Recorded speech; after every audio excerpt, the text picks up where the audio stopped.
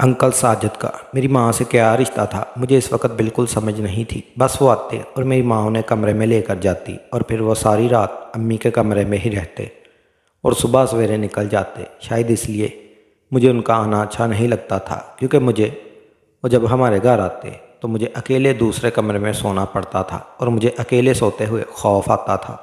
और मेरी माँ तो बस अंकल साजिद के साथ कमरे में बंद हो जाती थी।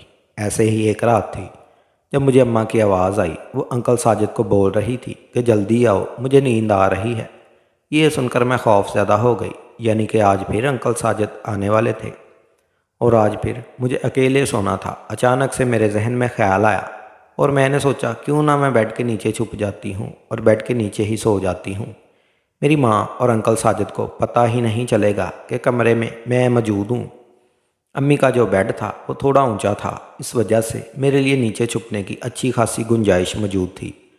जब भी मुझसे कोई गलती हो जाती और अम्मी मुझे मारने की कोशिश करती तो मैं इसी बेड के नीचे छुप जाती और घंटों छुपी रहती और अम्मी को नज़र ना आती। इसलिए मुझे काफ़ी इत्मीनान था कि अगर मैं बेड के नीचे सो जाऊंगी तो अम्मी को सुबह तक पता नहीं चलेगा।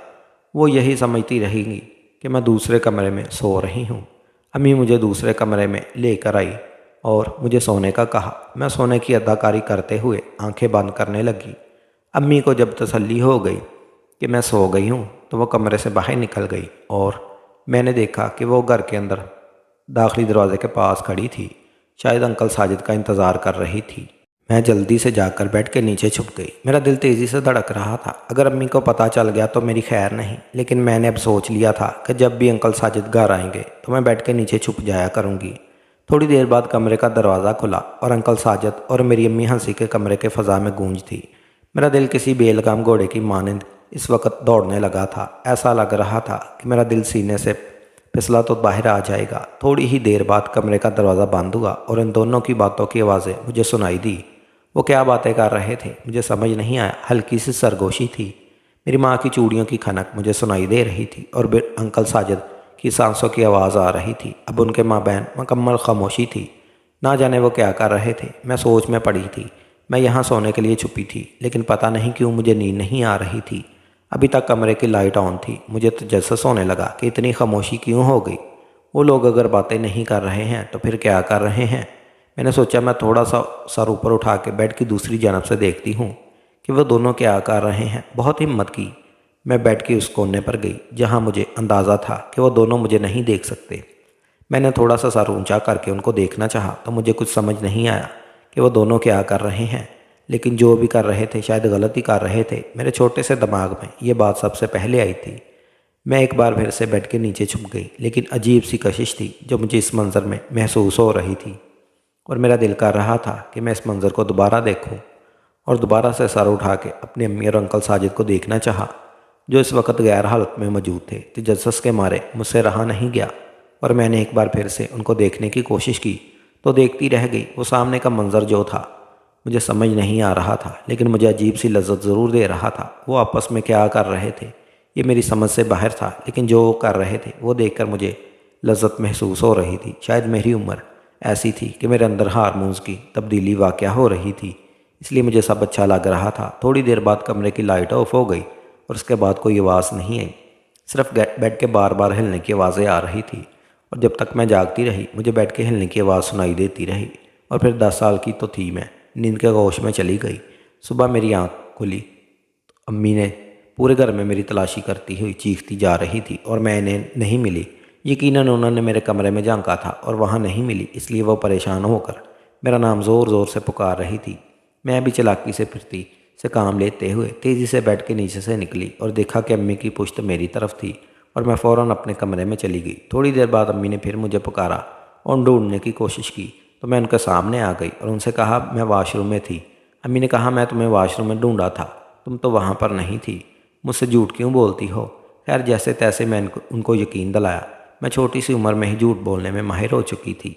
असल में अम्मी से मुझे इस कदर खौफ आता था कि उनका गुस्सा बहुत तेज़ था, जिसकी वजह से उनको मार से बचने के लिए मैं झूठ बोलती रहती थी और अब इस काम में मुझे महारत हासिल हो गई थी। फिर 2-3 दिन तक अंकल साजिद घर नहीं आए तो मुझे अजीब सी उलझन होने लगी। मुझे लाशऊरी तौर पर इनका इंतज़ार होने लगा।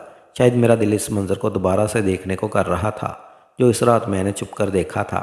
ये वही अंकल साजिद थे ना, जिनको यहाँ आना मुझे अच्छा नहीं लगता था, लेकिन आज पहली बार मुझे शिद्दत से इंतज़ार कर रहा था। फिर अचानक से वो आए तो मेरी खुशी की कोई इंतहा ना रही। मेरे छोटे से दिमाग में इतना कुछ चल रहा था, मुझे अंदाज़ा नहीं हुआ, और मैंने सोचा कि आज रात मैं बेड के नीचे नहीं छुपूंगी, बल्कि पर्दे के पीछे छुपकर सारा मंजर देखूंगी। और मैंने ऐसे ही किया।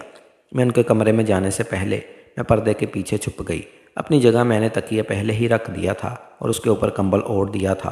अम्मी ने शायद देखा तो उनको लगा कि मैं सो चुकी हूँ, इसलिए उन्होंने ज़्यादा मुझे नहीं टटोला। यही वजह हो सकती थी कि अंकल साजिद बहुत दिनों के बाद आए थे। अम्मी उनकी खुशी में सरसार थी और उनको मेरा ख्याल नहीं रहा था, और मैं पर्दे के पीछे छुप गई थी। आज भी मेरा दिल तेज़ी से धड़क रहा था, लेकिन मेरा दिल इस मंज़र को भी देखने के लिए बेताब था जो मुझे नहीं देखना चाहिए था। मेरी माँ और अंकल साजिद के माबैन शैतानी खेल एक बार फिर से शुरू हो चुका था, और मैं पर्दे के पीछे से छुपकर दो पर्दों के बीच एक छोटा सा सुराखनुमा दायरा बनाकर दोनों को देख रही थी, और मेरे जज्बात में उबार पैदा हो रहा था। मैं इनको तब तक देखती रही जब तक कमरे की लाइट ऑफ नहीं हो गई। जैसे ही कमरे की लाइट ऑफ हुई तो बेड का हिलना तेज़ हो गया, और मैं एकदम से सर बेड के नीचे चली गई और महसूस कर रही थी कि बेड बहुत तेज़ी से हिल रहा है। मुझे अफसोस हो रहा था कि लाइट ऑफ क्यों हुई थी। काश कुछ देर और ये मंजर देख पाती। मेरी हंसते पहले जैसे और ज़्यादा घबराने लगी थी। बेड के हिलने की आवाज़ पूरे कमरे में गूंज रही थी, और ये आवाज़ें सुनकर मेरा तो दिल बड़ी तेज़ी से धड़क रहा था। एक अजीब सी शर्शारी मुझे पूरे वजूद में महसूस होने लगी थी। इस दिन तो मुझे नींद आ गई थी, मगर आज तो मुझे नींद नहीं आई थी, क्योंकि मुझे वक्त पर अपने कमरे में वापस जाना था। अगर मेरी अम्मी सुबह चादर से तकिया हटा कर देख लेती तो मेरी चोरी पकड़ी जा सकती थी। थोड़ी ही देर बाद बड़ी ज़ोरों से बेड हिलता रहा, और मैं खामोशी से सांस रोककर ये सब कुछ महसूस करती रही। मैं अभी तक ये समझ नहीं पाई थी कि आखिर लाइट बंद करने के बाद ये दोनों ऐसा भी क्या करते हैं कि बेड इतनी तेज़ी से हिलने लगता है। कुछ ही देर बाद मुझे अजीब सी आवाज़ें सुनाई दी, जो शायद मैं पिछली बार सुन नहीं पाई थी। वो आवाज़ें ऐसी थी कि सुनकर मेरे वजूद को भी झटका सा लगा था। ऐसा लग रहा था जैसे पूरे वजूद में करंट सा दौड़ चुका हो। मेरी अम्मी मुस्कुराई थी। खिलखिला कर उन्होंने शाहिद अंकल को चूमना शुरू कर दिया था। कहने लगी, वाह साजिद, तुमने इस बार तो मुझे हैरान कर दिया। मुझे तो यकीन ही नहीं आता कि दिन ब दिन हर गुजरते लम्हे के साथ तुम पहले से ज़्यादा मजबूत और ताकतवर होते जा रहे हो। मुझे उनकी बातें दो महीनी लग रही थी और बहुत कुछ बोल रही थी। बेबाकी से वो अपने अल्फाज बोलते जा रहे थे और मैं उनके जाने वाली बातों को कोसने जा रही थी। कितनी ही देर वो सरगोशियों में बातें करते रहे। मैं कुछ सुनती रही और एक मरतबा फिर बेड हिलना शुरू हो चुका था। जिस तरह वो बातें कर रहे थे, बोल रहे थे, और मेरी माँ जो कुछ कह रही थी, सुनकर मुझे कुछ कुछ अंदाज़ा तो हो चुका था कि लाइट बंद करने के बाद इस कमरे में वो दोनों क्या कर रहे थे। मैं इन बच्चों में से बुनती जा रही थी जो वक्त से पहले ही जवान होते जाते हैं, और शायद इसी की वजह से सिर्फ़ और सिर्फ ये थी कि मेरे घर में मुझे छोटी उम्र से ही ये सब कुछ देखने को मिल रहा था, जो कि शायद मुझे बालग होने के बाद जानना चाहिए था। मैं एक कच्ची उम्र की ही इस तरह के वाक़यात अपने घर में देखने लगी थी। कुछ देर बाद जब घड़ी पर 2 बजे, साथ ही घड़ी पर अलार्म बजा, तो अंकल साजिद बेड से उतरे और फिर वहाँ से सीधा वॉशरूम गए। कमरे में अटैच वॉशरूम था। उनके जाने के बाद मेरी माँ कितनी ही देर बेड पर लेटकर गुनगुनाती रही और मुस्कुराती रही। जैसे ही मेरी माँ कमरे से बाहर निकली तो मैंने भी मौका पाकर वहाँ से अपने कमरे में जाने का फ़ैसला किया। दोबारा इस कमरे में क्या हुआ मैं देखने की हिम्मत ही ना कर पाई। सारी रात वो आवाज़ें मेरे कानों में गूंजती रही और मैं कुछ याद करके वो अपने वजूद में एक सरशारी से महसूस कर रही थी, जो आज से पहले मैंने कभी महसूस नहीं की थी। हैरत की बात तो ये थी कि आज सुबह सुबह अंकल साजिद हमारे घर में ही मौजूद थे। मेरी माँ ने जब मुझे उठाया और मैं उठकर कमरे से बाहर आई तो मेरी माँ बिल्कुल नई नवेली दुल्हन की तरह तैयार हुई थी। उनके गीले बाल उनके कंधों पर फैले हुए थे। अंकल साजिद सामने ही कुर्सी पर बैठे थे। शायद ये ज़िंदगी में पहली मर्तबा था कि जब अंकल साजिद को मुस्कुरा कर देख रही थी। कल रात उन्होंने मेरी माँ के साथ जो कुछ किया था, मुझे सब कुछ याद आ रहा था, और याद करके ज़रा भी गुस्सा नहीं आया था, बल्कि अच्छा महसूस हो रहा था। अंकल साजिद ने मुझे देखा तो अगले ही पल वो कुर्सी पर बैठे हुए थे। अपनी टांगों को खोल दिया और मुझे कहने लगे, गुड़िया मेरे पास आओ, कैसी हो? रात को ठीक नींद नहीं आई और मैं मुस्कुराकर मासूम बच्ची बन गई और उनके पास चली गई। वो मुझे उठाकर गोद में बिठा चुके थे और फिर देखते ही देखते उनका हाथ मेरे पूरे वजूद पर गर्दिश करने लगा। मेरी माँ उस वक़्त बगैर दुपट्टे के ही मौजूद थी और किचन से बाहर डाइनिंग हॉल में नाश्ता लगा रही थी। वो मुझे देखकर मुस्कुरा रही थी, आंखों में एक चमक थी, और मैं भी अपनी माँ को देखकर मुस्कुरा रही थी। मेरी माँ ने आकर मेरे सर पर प्यार किया, जबकि उसके साथ ही अंकल साजिद ने मेरे गाल पर अपने लब रख दिए और वो मुझे मुसलसल चूमने लगे थे। अपनी गोद में बिठाकर मज़ीद ज़ोर से अपने साथ लगा लिया था और चूम कर कह रहे थे, शमीम तुम्हारी बेटी से मुझे तुम्हारी खुशबू आ रही है। ये तो बिल्कुल तुम जैसी है, बेहद हसीन और मीठी सी, बिल्कुल तुम जैसी। अंकल जवेद ने अपना सर मेरे कंधे पर रख दिया। उनके हाथ मेरी रानों पर और मेरी कमर पर दौड़ रहे थे, जबकि मेरी माँ हंस पड़ी। हंसते हुए मेरी माँ ने आकर मुझे अंकल साजिद की गोद से उतारा। कहने लगी कि बच्ची है, क्या कर रहे हो, कुछ तो लिहाज करो। इतना कहकर अंकल साजिद हंस पड़े और मुझे मजबूरन अम्मा की ज़बरदस्ती उतारने पर, वरना ना जाने क्यों, मगर मुझे इनके साथ वक्त गुजारना अच्छा लग रहा था। नाश्ता करने के बाद जब अंकल जाने लगे तो उन्होंने अपनी जेब से 1000 का नोट निकाल कर मेरे हाथ पर रखा, जबकि मेरी माँ को 5000 का नोट दिया। कहने लगे, ये रख लो, इस्तेमाल कर लेना। और मेरी माँ खुशी खुशी इन पैसों को मुट्ठी में दबा चुकी थी। मैं भी 1000 रुपये मिल जाने पर खुश थी। मगर अगले ही पल मेरी माँ ने अंकल साजिद के जाने के बाद वो नोट मुझसे छीन लिया। मुझे गुस्सा तो आया, लेकिन मैं क्या करती। मेरे वालिद को तो मैंने बस तस्वीरों में देखा था, 2-4 मरतबा बस वीडियो कॉल पर ही उनसे बात हुई थी, फिर उनकी शक्ल तस्वीरों में ही देखी। और अब तो मेरी माँ ने इनकी तस्वीरें भी दीवारों से हटाकर स्टोर रूम में रख दी थी। अब्बा की तो कोई चाहत ही मेरे दिल में मौजूद नहीं थी।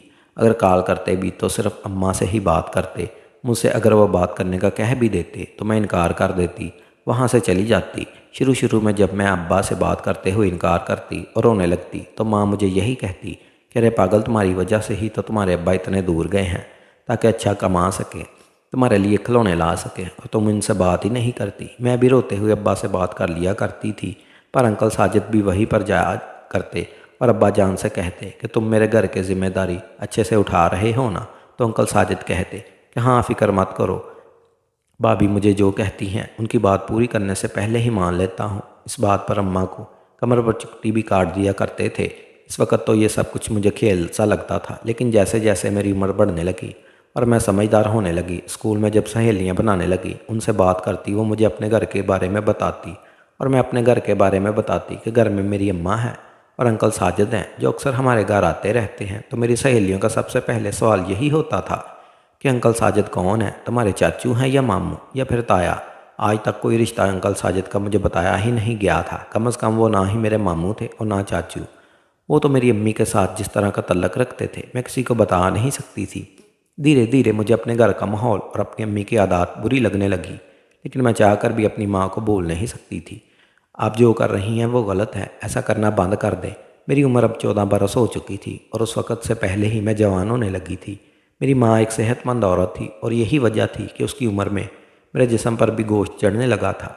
मैं अपनी उम्र से बड़ी लग रही थी। जब भी घर से जाने लगती तो मेरी माँ मुझे एक बड़ी सी चादर दे दिया करती। कभी कभार तो गाली देकर ये भी कह देती कि मोटी होती जा रही है तो तेरे जिस्म के उभार साफ दिखाई देने लगे हैं, खट्टी चीज़ें कम खाया कर, बिला वजह लोगों की नज़रों में आ रही है।